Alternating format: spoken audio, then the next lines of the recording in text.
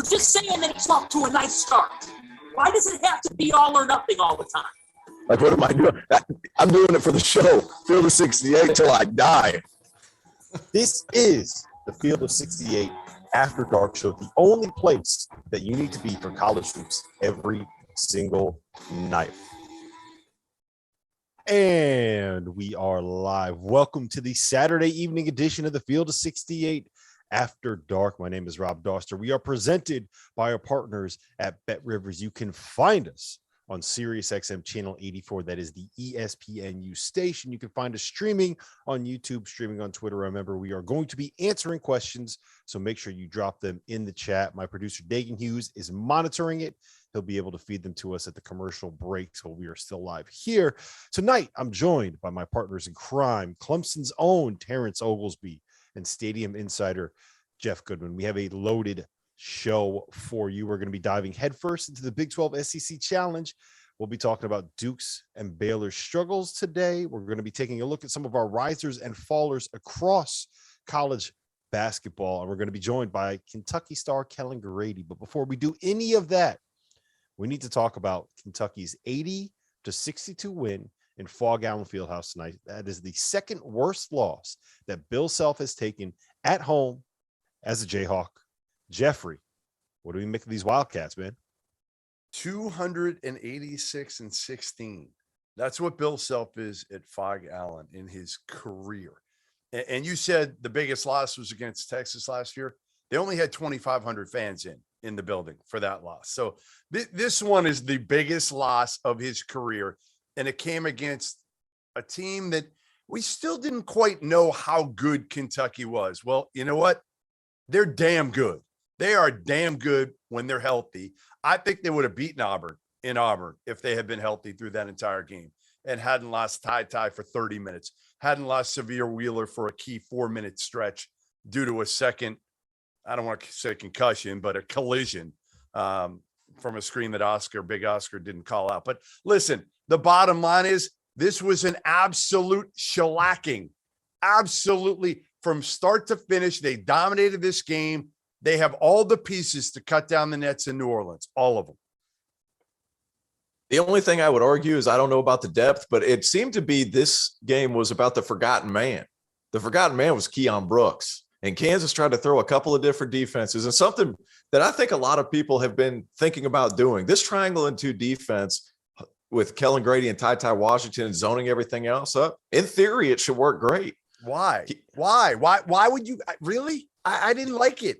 Think about it. You have guys inside the paint packed in. Severe Wheeler hasn't been able to shoot it. Ty Washington and Kellen Grady are those guys that can get hot. The rest of them, they're paint oriented. But Keon Brooks, it's like consistently been the fifth guy on the floor. Fifth offensive option. You're not even guarding him. You're literally not guarding him. I know. Well, he hasn't proven this year that that's the point. He hasn't proven that Jeff. He can be relied upon. You're not guarding him. So what does he do? He proved that you need to guard him to go along with your point. 27 and 8. He was terrific. I mean, it came down to him. I was thinking about point guard matchups. I was going to give the edge to Kentucky. The 5-man matchup, I was going to give the edge to Kentucky. The wings in the 4 position, I was leaning towards Kansas. And the fact that he was able to show up and play in the manner in which he played, it was impressive. And they needed that boost. And one other stat, Cal's best teams dominate physically. They offensive rebound 39.1% of their misses. That is an asinine number. That is an insane number for a team that has guys that can hit shots. Oscar? I did say Oscar. He gets every damn rebound. Every damn rebound that dude gets. He is a physical specimen, but beyond that, he plays so damn hard. Every possession. Yeah, it's great. I mean, honestly, I love watching him. I love watching this Kentucky team. I really do. I went in the preseason and put him at like number 4, came back from Lexington raving about him. Then you know what? They just hadn't done enough. Now they've done enough, Rob. Well, you know what the problem was? They were young in their first game. It was a new group. They had never really played together in the environment. And they kind of got run out of Madison Square Garden. They didn't look great in that game. And then they didn't play anybody. And then in their 2 biggest games on the road, they had their backcourt get injured. And once their backcourt went down, you mentioned it, T.O., the depth is an issue. One thing that I don't think gets talked about enough, and I'm curious your take on this, T.O., is that Oscar Tshiebwe's ability to get on the glass as like a one-man wrecking crew on both ends of the floor, it kind of works like they have two people inside on the glass. So you can have one more guy leaking out to try to get out in transition. You don't need to send 3 or 4 people to the offensive glass to get offensive rebounds because you got Big Sheeb in there and he's going to go get himself. It like frees up an extra guy. It's almost like when you have when you have a cornerback that can cover somebody, cover a wide receiver, you don't have to worry about having safety help, right? You put them on Revis Island, something like that. And it's like you have it's like you have an extra player on the court. Does that make sense? It absolutely makes sense. And Kansas was trying to box him out with 2. And then what happens? Not only does he get what he ended up with 14 boards or 15 boards, Keon Brooks had 5 offensive rebounds because of that. Yes. Like they're sending so many bodies at Tshiebwe. He takes up so much attention. He still gets his share. But tonight, Brooks benefited just as much as Tshiebwe did. But guys just bounce off of him, man. It's kind of funny, to be honest with you. Kansas's bigs stink. They stink. I mean, I've now, like, I hate to say it, but like I've given up on David McCormick. I've given up on him. Now he'll have a game here or there where you start to be like, maybe he's back. And I love Mitch Lightfoot as a kid. I do, but like he shouldn't be playing the 5. Like there's no way. I mean, he's a straight 4-man, period. And he's a utility 4-man at that. Now you got him playing the 5 and playing actual minutes, trying to box out Big Oscar. Like that's not fair to the kid. He's a useful piece off the bench, right? And he's being asked to do more than that. And look, I think I made this point to you privately, Jeff, and I think we talked about this on the DTF podcast, T.O. I think that this is one of Bill Self's most impressive coaching performances of his career, getting this Kansas team to 17-2 before tonight's game. But the guy we need to talk about here is Kelly Grady. I thought that what he did on Ochai Agbaji was incredible defensively. Ochai, we're gonna get into this in a second, but Ochai is one of the few people in the mix for National Player of the Year. We were able to catch up a little bit earlier with Kellen Grady while he was sitting on the team bus, and we were able to reminisce a little bit about the fact that both he and Jeff are from the same state.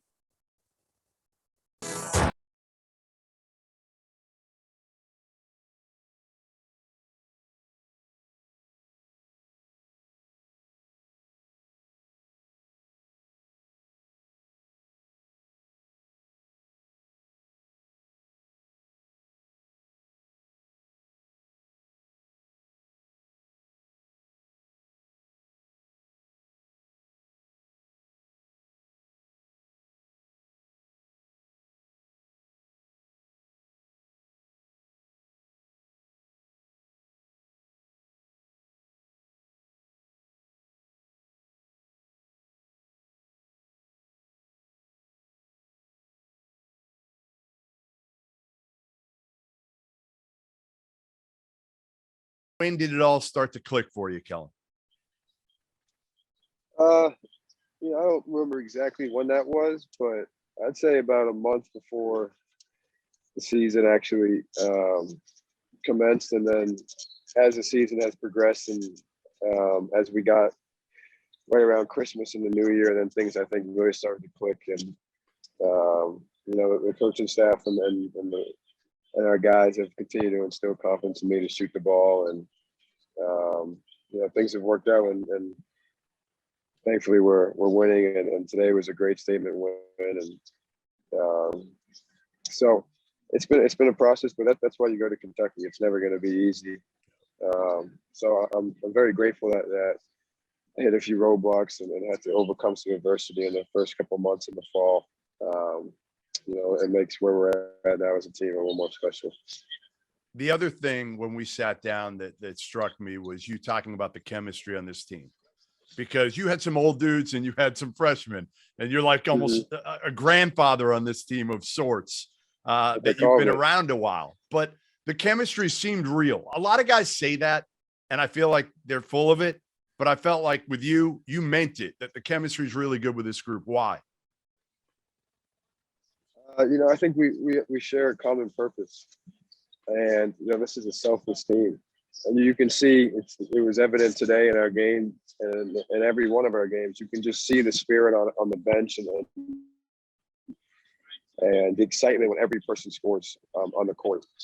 And I think that a lot of times can be truly indicative of how close the team actually is. There are no egos here. It can be anybody's night. I mean, tonight was Keon's night. He was sensational, and we all couldn't have been happy for him. So we truly are a close team. The chemistry has been great. And I think that has a lot to do with why we're playing so well and just a real together bunch. So you drew the Oshai Agbaji assignment tonight. He finished with 13 points on 4 of 14 shooting. When you were at Davidson, you weren't exactly known for your defense. So when did that kind of click? And you know, at what point did you realize, okay, look, you know what, I'm rolling. I got this guy locked up tonight. You know, actually, my senior year, I began to guard the best guard on every opposing team at Davidson, and but that was something that, you know, I improved on over time. And then this year, you know, you got to defend to stay on the court with Coach Cal. That's always been the case for him. And then tonight, you know, Shane Coleman and the assistants decided to put me on Oche, and you know, he's a great player, probably going to be a first-team All-American. And what we said is, we're not going to shut the guy out, but we want to make everything difficult. I think we did a good job as that. We did a good job with that collectively. It wasn't just me. You know, I switched off him a bunch of times. The guys stayed disciplined. We tried to make him work for all of his points, and we did that. So proud of our effort overall. That was a heck of an effort. So you just went in and beat Kansas at Allen Fieldhouse. To me, it's 1A or 1B, the toughest place to play, along with Cameron at Duke. Bill Self is now 286-16 in his career at Allen Fieldhouse. That's ridiculous. What does that say about this team and your national title hopes? That we can, you know, play the best of the best in a very electric and difficult environment. I thought we proved that also at Auburn. We started up 17-7, and then, you know, we got a little shaken up, and then we had to play with a different lineup for the rest of the game. But we were just excited for this game. We were all smiling right before the tip when you know, the crowd was going crazy, and it was just like, this is what you Cal said something right before the tip. He said, think about how many college players are watching this and how many people would love to be able to play this game. You guys are playing in this game. Just have fun with it. And that's what we did. It was a lot of fun tonight. Well, listen, Kellen, thank you for joining us. Congrats on the win. Safe travels back home. And just be glad that you're not in Massachusetts having to dig out 2.5 feet of snow like Jeff Wooden is. Yeah, actually my brother and one of my best friends made the trip out here, and their flight got canceled because of the weather. So hey, it is brutal. Yeah, that's what I've heard. But thank you guys for having me. I appreciate it.